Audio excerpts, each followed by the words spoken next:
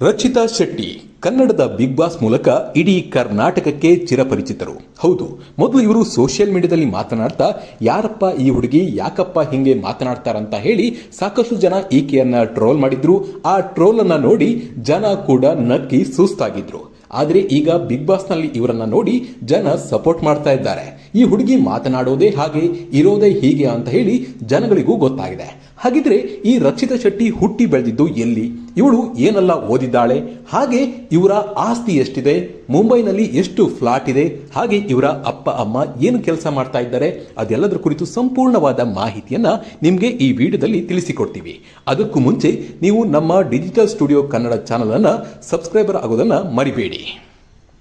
Big ಬಾಸ್ಗೂ ಮುಂಚೆ ಈಕೆ social ಮೀಡಿಯಾದಲ್ಲಿ ಹವಾ ಎಬ್ಬಿಸಿದ ಹುಡುಗಿ. ಎಂತ ಗೊತ್ತುಂಟಾ, ಬಲೆ ಬಲೆ ಅಂತ ಹೇಳುತ್ತಾ ತುಳು ಮಿಶ್ರಿತ ಕನ್ನಡ ಮಾತನಾಡಿ ಫೇಮಸ್ ಆದವರು. ಜೊತೆಗೆ ರಚಿತಾ ಅವರು ಮಾತನಾಡುವ ರೀತಿಗೆ ಸಾಕಷ್ಟು ಬಾರಿ ಟ್ರೋಲ್ ಆಗಿದ್ದಾರೆ. ಮಂಗಳೂರಿನ ವಿವಿಧ ಅಡುಗೆಯನ್ನ ರಕ್ಷಿತಾ ತಮ್ಮದೇ ಶೈಲಿಯಲ್ಲಿ ಮಾಡುತ್ತಾ ಜನಗಳ ಮೆಚ್ಚುಗೆಯನ್ನ ಪಡೆದವರು. ಇವರು ಟ್ರೋಲ್ ಮೂಲಕವೇ ಹೆಚ್ಚು ಜನಕ್ಕೆ ಪರಿಚಿತರಾದ್ರು ಅಂದ್ರೂ ತಪ್ಪಿಲ್ಲ ಬಿಡಿ. ಇನ್ನು ಇವರು ಉಡುಪಿ ಜಿಲ್ಲೆಯ ಪಡುಬಿದ್ರೆಯಲ್ಲಿ 2003 ಮಾರ್ಚ್ 14ರಂದು ಜನಿಸುತ್ತಾರೆ. ರಚಿತಾ ಶೆಟ್ಟಿಯ ತಂದೆಯ ಹೆಸರು ರವೀಂದ್ರ ಶೆಟ್ಟಿ, ತಾಯಿಯ ಹೆಸರು ಹರಿಣಿ ಶೆಟ್ಟಿ. ಈ ದಂಪತಿಗೆ ಇಬ್ಬರು ಮಕ್ಕಳು. ಅದರಲ್ಲಿ ರಚಿತಾ ಶೆಟ್ಟಿ ದೊಡ್ಡ ಮಗಳು. ಇವರಿಗೆ ಅಕ್ಷತಾ ಶೆಟ್ಟಿ ಎಂಬ ತಂಗಿ ಕೂಡ ಇದ್ದಾಳೆ. ಇವರು ಸಾಕಷ್ಟು ವರ್ಷದಿಂದ ಮುಂಬೈನಲ್ಲಿ ಸೆಟಲ್ ಆಗಿದ್ದಾರೆ. ಇವರ ತಂದೆ ರವೀಂದ್ರ ನಾಲಾ ಸೋಪುರದಲ್ಲಿ ಪಾನ್ ಅಂಗಡಿ ನಡೆಸ್ತಾ ಇದ್ದಾರೆ. ಬೆಳಿಗ್ಗೆ ಹೋದ್ರೆ ಇವರ ಕೆಲಸ ಮುಗಿಸಿ ಬರುವುದು ರಾತ್ರಿ ಆಗ್ತಾ ಇತ್ತು. ಮಿಡಲ್ ಕ್ಲಾಸ್ ಜೀವನ ನಡೆಸುತ್ತಿರುವ ರಚಿತಾ ಶೆಟ್ಟಿ ಬಂಟ್ ಸಮುದಾಯಕ್ಕೆ ಸೇರಿದವರು. ಇವರು ಮನೆಯಲ್ಲಿ ತುಳು ಭಾಷೆಯನ್ನ ಹೆಚ್ಚು ಬಳಸುತ್ತಾರೆ. ಓದೋದ್ರಲ್ಲಿ ಡಲ್ ಇದ್ದ ರಚಿತಾ ಶೆಟ್ಟಿ ಕ್ರೀಡೆಯಲ್ಲಿ ಹೆಚ್ಚು ಆಸಕ್ತಿಯನ್ನ ಹೊಂದಿದ್ರು. ಆದರೆ ಅಪ್ಪ ಅಮ್ಮನಿಗೆ ಕ್ರೀಡೆ ಇಷ್ಟ ಇರಲಿಲ್ಲ. ಆದರೆ ಇವರಿಗೆ ಸ್ಪೋರ್ಟ್ ಕೋಟದಲ್ಲಿ PUC ಸೀಟ್ ಸಿಗುತ್ತೆ. ಈ ಟೈಮ್ನಲ್ಲಿ ಕಾಲ್ ಸೆಂಟರ್ನಲ್ಲಿ ಪಾರ್ಟ್ ಟೈಮ್ ಕೆಲಸ ಕೂಡ ರಚಿತಾ ಶೆಟ್ಟಿ ಮಾಡಿದ್ದಾರೆ. PUC ಮುಗಿದ ನಂತರ ಡಿಗ್ರಿಯಲ್ಲಿ ಮೊದಲಿಗೆ BCom ತೆಗೆದುಕೊಳ್ತಾರೆ. ಆಮೇಲೆ ಇದರಲ್ಲಿ ಇವರಿಗೆ ಇಂಟ್ರೆಸ್ಟ್ ಇಲ್ಲವಾಗಿದ್ದರಿಂದ ನಾನು ಮೀಡಿಯಾದಲ್ಲಿ ಕೆಲಸ ಮಾಡಬೇಕು ಅಂತ ಡಿಸೈಡ್ ಮಾಡ್ತಾರೆ.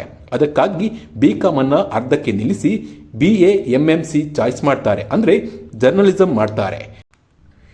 ಈ ಟೈಮ್ನಲ್ಲಿ ಕೊರೋನಾ ಶುರುವಾಗುತ್ತೆ. ಆಗ ಮುಂಬೈನಿಂದ ಪಡುಬಿದ್ರೆಗೆ ಬರ್ತಾರೆ. 2 ತಿಂಗಳುಗಳ ಕಾಲವನ್ನ ಕಳೀತಾರೆ ಅಜ್ಜಿ ಮನೆಯಲ್ಲಿ. ಅಲ್ಲಿನ ಪರಿಸರ ಇವರಿಗೆ ಹಿಡಿಸುತ್ತೆ. ಸಖತ್ ಎಂಜಾಯ್ ಮಾಡ್ತಾರೆ. ಉಚ್ಚಿಲದ ಅಪ್ಪನ ಮನೆ, ಪಡುಬಿದ್ರೆಯ ಅಮ್ಮನ ಮನೆಯಲ್ಲಿ ಚೆನ್ನಾಗಿ ಜಾಲಿ ಮಾಡ್ತಾರೆ. ಅಜ್ಜಿ ಜೊತೆ ಹೆಚ್ಚು ಬಾಂಧವ್ಯ ಬೆಳೆಯುತ್ತೆ. ಪರಿಸರದ ಜೊತೆ ಬೆರೆಯುತ್ತಾ ಸಿಕ್ಕಿದ್ದನ್ನೆಲ್ಲ ತಿನ್ನುತ್ತಾ ಅದನ್ನ ವಿಡಿಯೋ ಮಾಡ್ತಾ ಇದ್ರು. ಆಮೇಲೆ ಮತ್ತೆ ಕಾಲೇಜ್ ವಿಚಾರಕ್ಕೆ ಮುಂಬೈಗೆ ಹೋಗ್ತಾರೆ. ಆದ್ರೆ ಅಲ್ಲಿ ಅವರಿಗೆ ಸರಿ ಅನ್ಸಲ್ಲ. ಯಾಕಂದ್ರೆ ಕೊರೋನಾದಿಂದ ಎಲ್ಲೂ ಹೋಗೋಕಾಗದೆ ಮನೆಯಲ್ಲಿ ಇರಬೇಕಾದ ಸ್ಥಿತಿ ನಿರ್ಮಾಣವಾಗುತ್ತೆ. ಆಗ ಮತ್ತೆ ಊರಿನ ನೆನಪಾಗುತ್ತೆ. ಆಮೇಲೆ ತಮ್ಮ ಮನೆಯ ಟೆರೆಸ್ ಮೇಲೆ ಹೋಗಿ ಊರಿಗೆ ಬಂದಾಗ ಹೇಗಿತ್ತು ನನ್ನ ಅನುಭವ ಅನ್ನೋದನ್ನ ವಿಡಿಯೋ ಮಾಡಿ ಯೂಟ್ಯೂಬ್ಗೆ ಹಾಕ್ತಾರೆ. ಇದು ಇವರ ಮೊದಲ ವಿಡಿಯೋ ಆಗಿತ್ತು. ಆದರೆ ಇದು ಹೆಚ್ಚು ವ್ಯೂಸ್ ಪಡೆಯಲ್ಲ.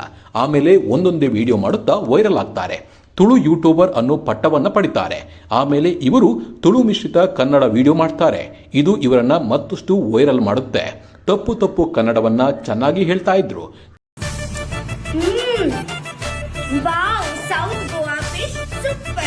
ಡಾಗ್ಸ್ ಕೂಡ ಇಲ್ಲ. ಯಾಕೆಂದ್ರೆ ಇದೇ ಎಲ್ಲ ಸ್ವಲ್ಪ ಚಿಕ್ಕ ಕೆಲಸ ಅಲ್ಲಿ ನಾನು ಬಿಸಿ ಆಗಿದ್ದೀನಿ. ನಾನು ಆಕ್ಚುಲಿ ಆಕ್ಟಿವ್ ಇರ್ಲಿಲ್ಲ ಒಂದು 15-20 ಡೇಸ್.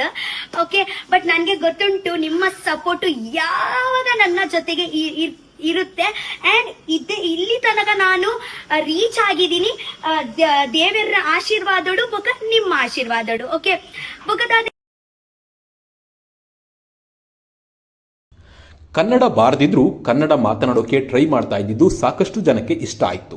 ಆ ವಿಡಿಯೋಗಳು ಸಾಕಷ್ಟು ಟ್ರೋಲ್ ಆದವು. ಇನ್ನು ಆಟೋದಲ್ಲಿ ಕನ್ನಡ ತುಳು ವಿಚಾರ, ಕೆಟ್ಟ ಪದ ಬಳಕೆ ಸೇರಿದಂತೆ ಸಾಕಷ್ಟು ವಿವಾದಗಳು ಕೂಡ ಇವರ ಮೇಲೆ ಕೇಳಿ ಬಂದವು. ಆಮೇಲೆ ಇವರು ಮಾಡ್ತಾ ಇದ್ದ ವಿಡಿಯೋಗಳನ್ನ ಎಡಿಟ್ ಮಾಡ್ತಾನೆ ಇರಲಿಲ್ಲ. ಹೇಗೆ ರೆಕಾರ್ಡ್ ಆಗಿರ್ತಿತ್ತೋ ಹಾಗೆ ಹಾಕ್ತಾ ಇದ್ರು. ಇದೋ ಎಲ್ಲೋ ಒಂದು ಕಡೆ ಟ್ರೋಲ್ ಆಗೋಕೆ ಪ್ರಮುಖ ಕಾರಣ ಆಯಿತು ಅಂತಾನೆ ಹೇಳ್ಬೋದು. ಇನ್ನು ಹೀಗೆ ಸಾಕಷ್ಟು ವೈರಲ್ ಆದ ತುಳುನಾಡಿನ ಹುಡುಗಿಗೆ ಬಿಗ್ ಬಾಸ್ ಸೀಸನ್ 12ಕ್ಕೆ ಬಿಗ್ ಆಫರ್ ಬಂತು. ಇವರು ಬರ್ತಾರೆ ಅಂತ ಯಾರು ಕೂಡ ಅಂದ್ಕೊಂಡಿರಲಿಲ್ಲ. ಆದರೆ ಬಿಗ್ ಬಾಸ್ ಮನೆಗೆ ಹೋದ ಇವರನ್ನ ಜನ ಇಷ್ಟಪಡೋಕೆ ಶುರು ಮಾಡಿದ್ರು. ಇನ್ನು ಇವರ ಆಸ್ತಿ ಬಗ್ಗೆ ನೋಡೋದಾದ್ರೆ ಇವರ ಅಪ್ಪ ಅಮ್ಮನ ಆಸ್ತಿ ಊರಲ್ಲೇ ಇದೆ. ಆದರೆ ಅದರ ಮೇಲೆ ಕೋರ್ಟ್ನಲ್ಲಿ ಕೇಸ್ ಇದೆ. ಅದು ಯಾವಾಗ ಇತ್ಯರ್ಥ ಆಗುತ್ತೆ ಅನ್ನೋದು ಕೂಡ ಇವರಿಗೆ ಗೊತ್ತಿಲ್ಲ. ಇನ್ನು ಇವರು ಇತ್ತೀಚೆಗೆ ಮುಂಬೈನಲ್ಲಿ ಹೊಸ ಫ್ಲಾಟ್ ಅನ್ನ ಖರೀದಿ ಮಾಡಿದ್ದಾರೆ. ಯೂಟ್ಯೂಬ್ನಲ್ಲಿ ಇವರು ತಿಂಗಳಿಗೆ ಏನಿಲ್ಲ ಅಂದ್ರೂ 50,000ಕ್ಕೂ ಹೆಚ್ಚು ದುಡಿತಾ ಇದ್ದಾರೆ. ತುಳು, ಹಿಂದಿ, ಕನ್ನಡ, ಇಂಗ್ಲಿಷ್ ಭಾಷೆಯನ್ನ ಮಾತನಾಡ್ತಾರೆ.